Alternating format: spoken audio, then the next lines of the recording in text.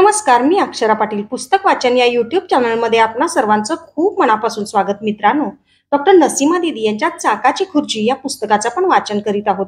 तत्पूर्वी चॅनलवर पहिल्यांदाच असाल किंवा चॅनल यापूर्वी सबस्क्राईब करायचं राहून गेलं असेल तर चॅनलला आधी सबस्क्राईब करा आणि पुस्तक वाचन कसं वाटलं ते कमेंट बॉक्समध्ये जरूर कळवा. भाग 23. फलटणच्या डॉक्टर मंजिरी निमकर आमच्या कार्यानं प्रभावित झालेल्या होत्या.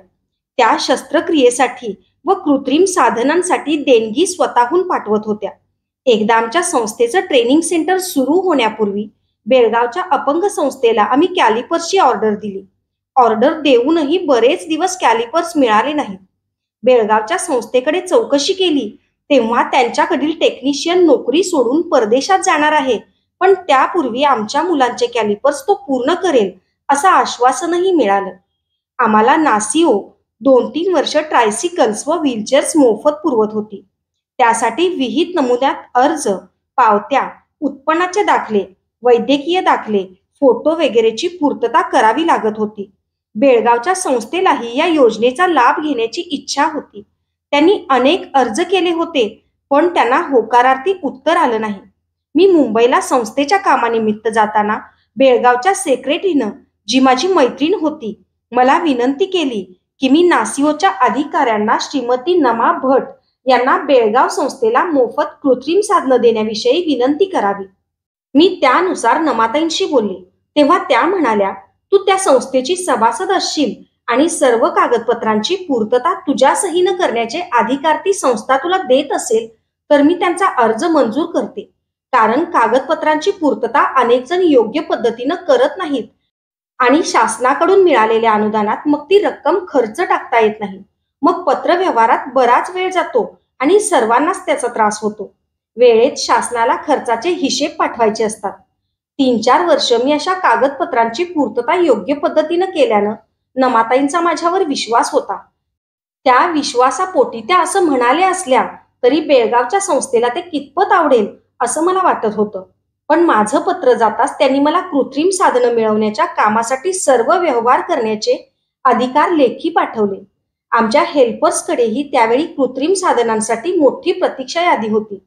त्यामुळे हेल्पर्सच्या खर्चानं मुंबईला जायचं, पत्रव्यवहार वगैरे सर्व करायचं व त्या योजनेचा लाभ आम्ही हेल्पर्स जसे बेळगाव, पंढरपूर, इचलकरंजी, सांगली वगैरेच्या अपंगांना देत असू त्याप्रमाणे या बेळगावच्या संस्थेला मिळणाऱ्या मोफत साधनांपैकी काही साधनं हेल्पर्सच्या लाभार्थींना द्यावीत असं ठरलं.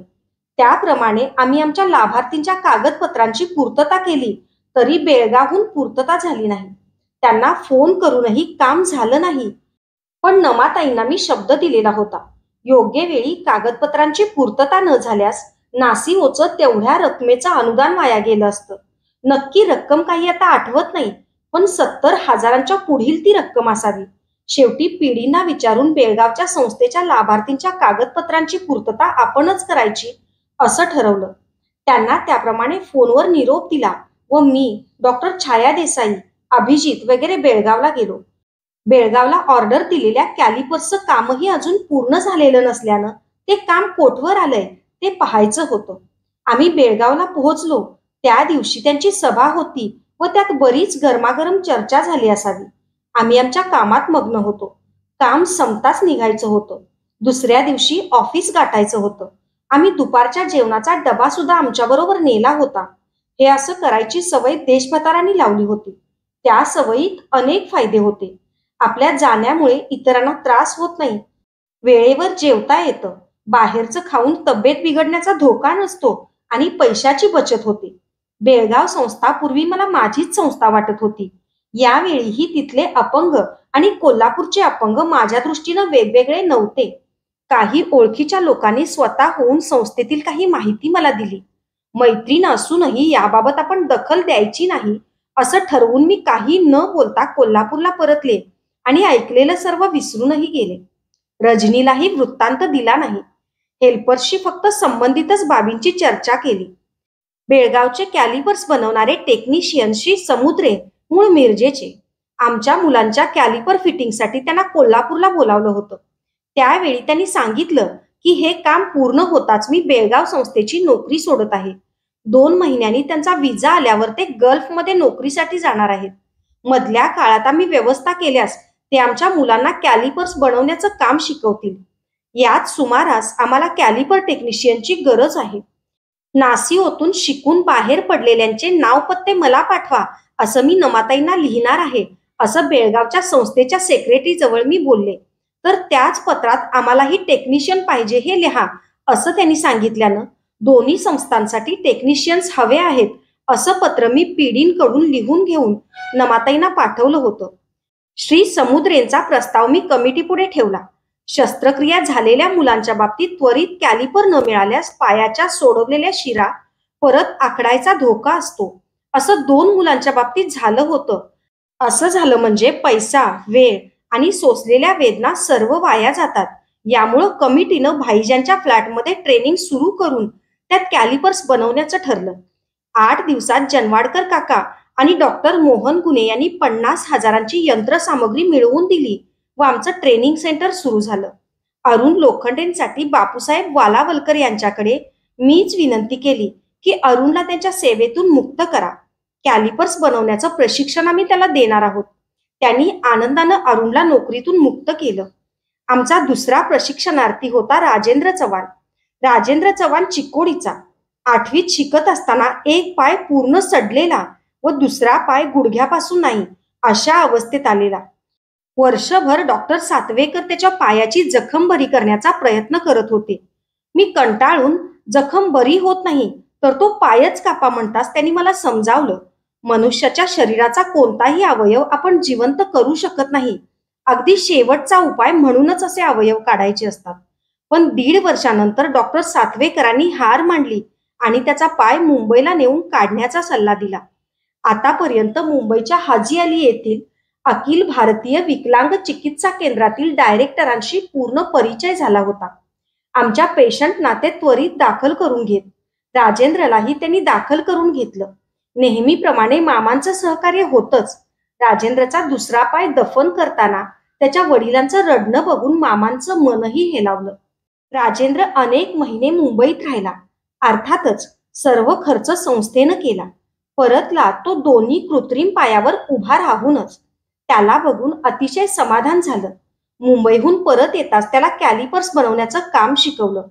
इतके दिवस त्याच्या जेवणा राहण्याचा खर्चही आम्हीच करत होतो. आता त्याला विद्यावेतन देऊ लागलो. तो भाईजांच्या फ्लॅटमध्ये आत्माराममध्येच राहू लागला. स्वयंपाक करून खाऊ लागला. कष्टाची भाकर तो खात होता आणि मी तृप्त होत होते. कालांतरानं प्रशिक्षण केंद्राचा विस्तार झाला. राजेंद्रला मिळणारी रक्कम वाढली. तो जास्त पैसे घरी पाठवण्याऐवजी गुटखा खाऊ लागला, दारू पिऊ लागला. त्याला अनेक वार समजावलं, रागावले आणि शेवटी त्याला त्याच्या गावी पाठवलं. त्याचं क्षमा याचनेचं पत्र आलं. त्याच्या गावातच त्याला पानपट्टीचं दुकान काढायचं आहे, आर्थिक मदत करा. त्याच्या वडिलांनीही ग्वाही दिली. मग वैयक्तिक रकमेतून त्याला परत करण्याच्या अटीवर आर्थिक मदत केली. पैकी काही रक्कम त्यानं परत केली, बाकी मी माफ केली. मध्यंतरी संस्थेत काही कामानिमित्त तो आला होता. उत्तमपैकी नव्हे, पण त्याचं बऱ्यापैकी चाललं आहे. आम्ही आम्हाला लागणारे कॅलिपर्स, कुबड्या स्वतःच्या प्रशिक्षण केंद्रात बनवायला लागलो. आता आम्हाला इतरांवर अवलंबून राहावं लागत नव्हतं. जास्त पैसा खर्च होत नव्हता. याच्या समाधानात दिवस चालले होते आणि बेळगावहून रजिस्टर पोस्टानं एक पत्र आलं. धक्कादायक होतं ते पत्र. बेळगावच्या संस्थेच्या अध्यक्षांचं ते पत्र होतं. त्यांच्याकडून हे असलं पत्र इंग्लिशमध्ये होतं. मी ते जपून ठेवलं आहे. मजकूर असा होता, आमचा टेक्निशियन तुम्ही पळवलात. त्यासाठी बेळगाव लाभार्थींचे कागदपत्र तयार करून घेण्याचं निमित्त करून येथे आलात. बेळगाव संस्थेला घातक असं वर्तन तुम्ही केलं आहे. महाराष्ट्र बाहेर राज्य पातळीवर आपण कार्य करतो हे दाखवून देण्यासाठी तुम्ही हे केलं. ते अध्यक्ष दारू पितात हे माहीत होतं, पण असं नशेत त्यांनी पत्र लिहिलं तरी सेक्रेटरीनं त्यांना ते पाठवायची कशी काय परवानगी दिली? का तीही बेळगाव संस्थेला जागा मिळवण्यासाठीचं माझं सहकार्य विसरली? ती संस्था आणि कोल्हापूरमध्ये प्रथम स्थापलेली संस्था या जुळ्या बहिणी आहेत. एक मला दुरावलेली तरी दुसरी बेळगावची संस्था माझीच आहे असं सतत म्हणणाऱ्या माझ्या मैत्रिणीनं त्या पत्राचा माझ्यावर काय परिणाम झाला हे विचारणारं पत्रही लिहिलं नाही अथवा फोनही केला नाही. एरवी बेळगाव संस्थेतून इतका प्रदीर्घ वेळ ती फोनवर गप्पा मारायची की मला आणि रजनीला याचं आश्चर्य वाटायचं. कहर म्हणजे त्या पत्राची कॉपी त्यांनी रजनीलाही पाठवली. त्याच्या उत्तरादाखल नासीओला टेक्निशियनच्या संदर्भात लिहिलेल्या पत्राची व नासीओ कॅम्प बेळगाव संस्थेच्या वतीनं मी घ्यावा अशा बेळगाव संस्थेनं दिलेल्या पत्राची झेरॉक्स प्रत जोडून मी त्यांच्या त्या पत्राचं उत्तर दिलं. पण डोक्यात घन घातल्यासारखं होत होतं. त्या पत्रातील शब्द फेर धरून डोळ्यापुढं नाचत होते. शरीरातील आजारापुढं मी कधीच हार मानत नाही, पण मनाच्या आजारानं, या विश्वासघाताच्या धक्क्यानं मी काही दिवस बिछाना धरला. त्यानंतर काही दिवसांनी त्या मैत्रीण म्हणवणारीचा फोन काही कामानिमित्तानं आला. तेव्हा मी तिला ओळखत नाही म्हणून सांगितलं. ती कोल्हापूरला येणार म्हणून म्हणताच मी तिला बजावलं की तू आलीस तरी मी तुला भेटणार नाही आणि तू माझ्या घरी येऊन माझ्या आईला त्रास देऊ नयेस. याचं कारण माझ्या अपंग मैत्रिणी आल्या की त्यांना आंघोळीला पाणी देण्यापासून जेवणात झोपण्याची व्यवस्था करण्यापर्यंतची सर्व कामं आई स्वतःला संधिवाताचा त्रास असूनही हसत एका शब्दानं मला न दुखावता करत होती. कधी कधी आईला आणि घरच्यांना त्रास देत असताना मलाच अपराधी वाटायचं. एकदा तर अजितचे खास आमंत्रित पाहुणे येणार म्हणून केलेला खास स्वयंपाक ही बेळगाव संस्थेची मंडळी न कळवता आल्यानं त्यांना जेवायला घालून परत दुसरा साधा स्वयंपाक करून आईनं त्या अजितच्या खास आमंत्रित मित्रांना जेवू घातलं होतं. मला नोकरी लागल्यावर मी बाहेर जेवायला नेते असं कधी म्हटलं तरी हे चालायचंच. तुम्हाला बाहेर जाण्यात त्रास आहे असं म्हणून अनेक वेळा अचानकपणे बेळगावकरांसाठी आई बहिणींनी स्वयंपाक केलेला होता. इतक्या वर्षातील अनेक सुखद आठवणी विसरून त्यांनी लिहिलेलं ते पत्र आठवलं तर आजही माझ्या संवेदना असलेल्या शरीराची आग आग होते. त्यानंतर अनेक पुरस्कार मला मिळाले. तेव्हा बेळगावच्या संस्थेला माझा सत्कार करण्याची इच्छा झाली. तसं त्यांचं पत्र आलं तेव्हा त्या पत्राचं उत्तर पाठवलं नाही. मैत्रिणीचा फोन आला तेव्हा म्हणाले, त्या पत्रानं माझा सत्कार केला तेवढा पुरे नाही का? आता बेळगावला बोलावून कसला आहेर मला द्यायची इच्छा आहे? चूक होते माणसाची निराशेच्या रागाच्या भरात हे मलाही कळतं. पण चूक उमगल्यावर त्यांनी लेखी माफी मागून मग मैत्रीचा हात पुढं करायला हवा होता. मला राग होता तो त्यांनी माफी मागितली नाही याचा. त्यानंतर ते अध्यक्ष खूप आजारी पडले व आमच्या मैत्रिणीनं बोलावलं. तेव्हा राग विसरून आणि पूर्वीची मैत्री आठवून मी त्यांना पीडी व रजनी बरोबर दवाखान्यात भेटूनही आले. आजही ती मैत्रीण येते पण प्रेमाचा तो ओलावा आणि भावनेत गुंतून राहण्या इतका वेळही नसतो. गॅस एजन्सी मंजूर झाली व ती सुरू करण्यासाठी कोणकोणती पूर्तता करणं आवश्यक आहे याची चौकशी करण्याकरता मी आणि देशभर आम्ही मुंबईच्या गॅस एजन्सीच्या मुख्य कार्यालयात गेलो. तिथे आमच्या हातातील एजन्सी मंजुरीचं पत्र पाहून पहिला प्रश्न विचारला गेला, किती लाख खर्च केलात ही एजन्सी मिळवण्यासाठी? आम्ही हसून संस्थेचे अहवाल दाखवून म्हणालो, आम्हाला देणगी घेण्याची सवय आहे, देण्याची नव्हे. त्यानंतर आम्हाला माहिती मिळायला संध्याकाळ झाली. माहिती अशी होती, लोकवस्तीत ठराविक क्षेत्रफळाची शोरूम हवी. लोकवस्तीपासून दूर गोडाऊन हवं. गोडाऊनच्या चोहोबाजूंनी अमुक इतकी जागा मोकळी सोडायला पाहिजे. माहिती घेऊन कोल्हापूरला परतलो व शोरूमसाठी जागा बघायला सुरुवात केली. राजारामपुरी आदी ठिकाणी जागा थोडी स्वस्त होती, पण संस्थेच्या कार्याबरोबर आम्हा कार्यकर्त्यांना एजन्सीचं काम पाहणं अवघड गेलं असतं. यासाठी ताराबाई पार्क येथे शोरूम घ्यायची ठरलं. सुदैवानं कोल्हापूर येथे झालेल्या अपंग क्रिकेट स्पर्धेचं उद्घाटन ज्यांच्या हस्ते झालं होतं त्या बाळासाहेब पाटणकर यांचेच ताराबाई पार्क येथे दुकानगाळे द्यायचे होते.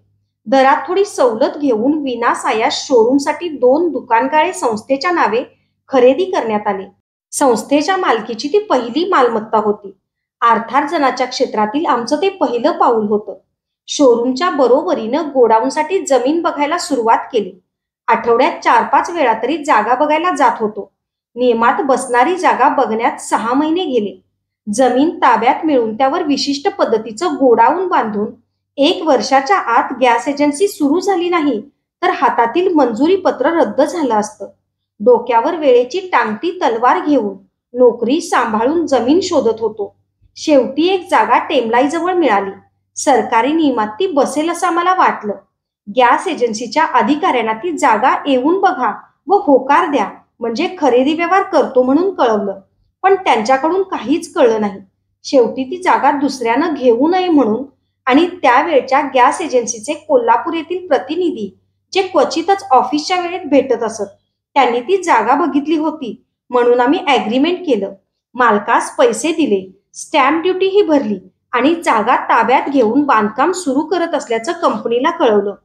हे सर्व ठरवत असतानाच अचानक कंपनीचे अधिकारी कोल्हापूरला आले. त्यांना जागा दाखवायला मी आणि पीडी गेलो. गाडीत संस्थेची माहिती सांगत पीडीनी भरारी स्मरणिकेचा अंक त्यांना दाखवण्यासाठी पुढं केला. त्याच्या मुखपृष्ठावर दोन्ही हातपाय नसताना तोंडात पेन धरून लिहिणाऱ्या मुलाचं व पायात कॅलिपर घालून झोक्यावर उभं राहून उंच झोका घेणाऱ्या मुलीचं चित्र होतं. तेव्हा झुरळ झटकावत त्याप्रमाणे ती स्मरणिका त्यांनी झिडकारली आणि रुक्ष स्वरात ते म्हणाले, तुमच्या या अपंग कल्याण कार्याशी माझा काही संबंध नाही. फक्त एजन्सी संबंधी बोला, अवांतर नको. मी आणि पीडीनी तो अपमान पचवला. जागेजवळ पोहोचेपर्यंत स्तब्धच राहिलो. त्यानंतर त्या अधिकाऱ्यानं चक्क ती जागा नामंजूर केली. सर्व पैसे परत मिळवून ॲग्रीमेंट कॅन्सल करण्यात बरीच शक्ती खर्च पडली. त्यावेळी आठवलं, अजित सुट्टीत मस्कतहून कोल्हापूरला आला होता. मी ऑफिसमध्ये नोकरीच्या ठिकाणी असताना असेच शोरूम मंजुरीसाठी अचानक कंपनीचे अधिकारी आले. तेव्हा ऑफिसमधून निघणं मला शक्य नसल्यानं मी अजीजला त्या अधिकाऱ्यांबरोबर पाठवलं. बोलता बोलता अजीज कुठे नोकरी करतो हे त्या अधिकाऱ्यांनी विचारलं. दर 3 महिन्यांनी तो मस्कतहून कोल्हापूरला येतो हे त्यांना कळलं आणि अजीजला या कामी पाठवण्यात माझी चूक झाली असं वाटलं. गॅस एजन्सीची मंजुरी मिळताच सर्वप्रथम आम्ही गोडाऊनसाठी शिरोली येथील औद्योगिक वसाहतीत जमीन मिळवण्यासाठी अर्ज केला होता.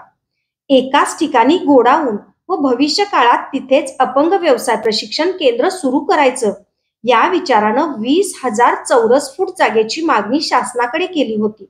परंतु जागा मंजुरीला खूप वेळ लागतो आणि तोपर्यंत एजन्सी सुरू करण्यासाठीची मुदत निघून जाईल अशी भीती असल्यानं खासगी जमीन खरेदी केली होती.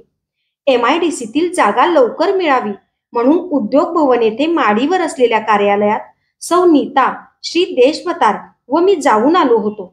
पण कोल्हापूरहून कागदपत्र मुंबई कार्यालयात जाऊन मग तिथून मंजुरी येणार असं सांगण्यात आलं होतं. आम्ही खरेदी केलेल्या जागेस कंपनीनं नकार देताच मी ताबडतोब मुंबई गाठली. MIDCच्या ऑफिसमध्ये जाण्यासाठी तयार होऊन निघाले.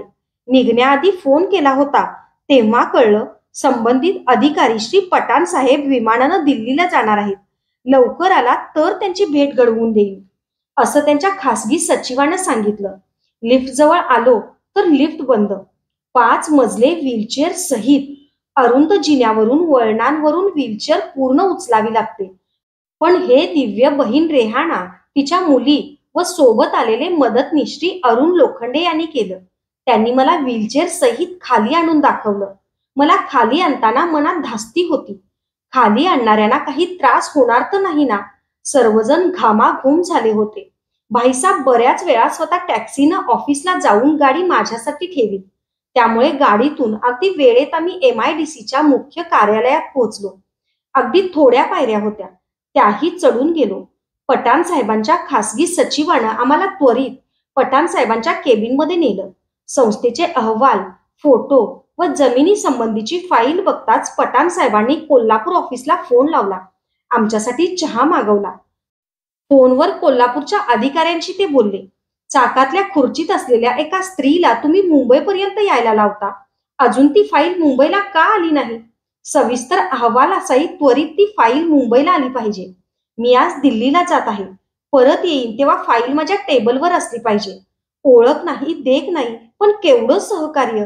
अशा अनेक व्यक्तींमुळे आमच्यासारख्या संस्था जिवंत आहेत. मी त्यांना धन्यवाद दिल्यावर खरं तर आम्ही तुमची क्षमा मागितली पाहिजे झालेल्या दिरंगाईबद्दल. तुमचं काम करतो, तुम्ही निश्चिंत होऊन कोल्हापूरला जा. अशा संस्थेला मदत करणं हे पुण्याचं काम आहे. मी तर फक्त माझी ड्युटी करत आहे असं श्री पठाण साहेब बोलले. समाधानानं हसून मंजुरीचं पत्र न्यायला कधी येऊ असं मी विचारलं तर त्याची गरज नाही, कोल्हापूरमध्ये ते पत्र तुमच्या हातात मिळेल असं आश्वासन त्यांनी दिलं. लवकरच ती जागा ताब्यात आली. गोडाऊनच्या जागेचं भूमिपूजन पाबूकाकांचे जिवलग मित्र बाळासाहेब जनवाडकर यांच्या हस्ते केलं. मी आणि अनेक अपंगांनी हातात कुदळ घेतली. स्वतःच्या जागेतील तो कार्यक्रम रोमांचकारी होता आम्हा सर्वांसाठी. अशाच नवनवीन आणि विविध विषयांवरच्या कथा, कविता आणि पुस्तकांसाठी पुस्तक वाचन बाय अक्षरा पाटील हे चॅनल सबस्क्राईब करा आणि पुस्तक वाचन कसं वाटलं हे कमेंट बॉक्समध्ये जरूर कळवा. थँक्यू.